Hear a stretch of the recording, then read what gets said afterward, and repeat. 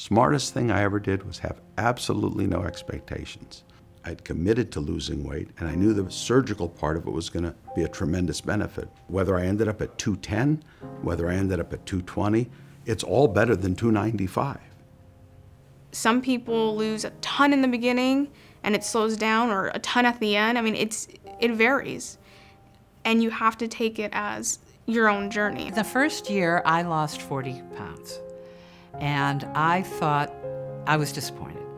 And the doctor said, disappointed? You know, I was off diabetic medication. I was considered in remission. I looked good. I felt good, but I was disappointed. Oftentimes when a patient comes in, they have a weight loss goal of 50 pounds, 60 pounds, 100 pounds. Sometimes that's achievable, sometimes it isn't, but even 10 pounds or 20 pounds will improve the health of that patient. In your head, you're comparing yourself to everyone already. But then you get the surgery and you think, oh, we had the same surgery. Why did she lose more than me? What am I doing wrong?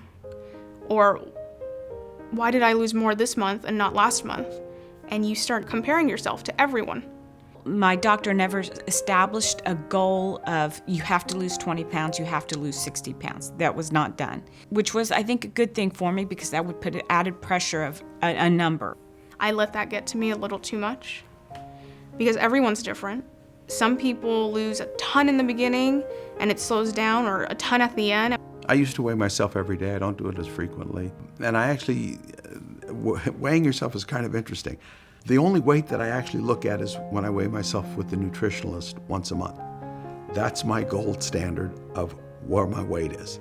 You know, the weight loss right after surgery was not what I expected. I expected to have a really, big drop in a short period of time. Even though I heard the sleeve, people who had the sleeve did not lose at the same rate as the gastric bypass patients, but it was slow for me.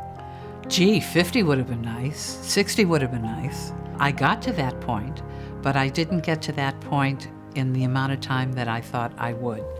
You know, I'm still getting my head around it. I'm still kind of a novice. I mean, 3.5 years out, I certainly, like I said, I don't have this nailed. The surgeon said to me, yep, you're in the honeymoon period. That's when the magic of the surgery is working. But once you get 1.5 years, 2 years out, you're in the trenches with everybody else who's trying to lose weight. And that was so true. I remember being at the support group and crying and saying, it's not working for me. Because I was so used to failing in diets and in weight loss that to me this was like, oh my God, it's happening again. It's gonna work for everybody else and it's not gonna work for me. I didn't set any arbitrary weight parameter that I had to be at. By doing that, I think I want to be 185. Well, then I failed. I'm sitting at 190. Didn't do anything, did I?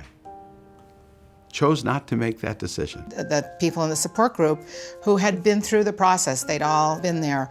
And to a person, they each had their story and they shared it with me and they were so kind. And they gave me hope that it was going to be successful.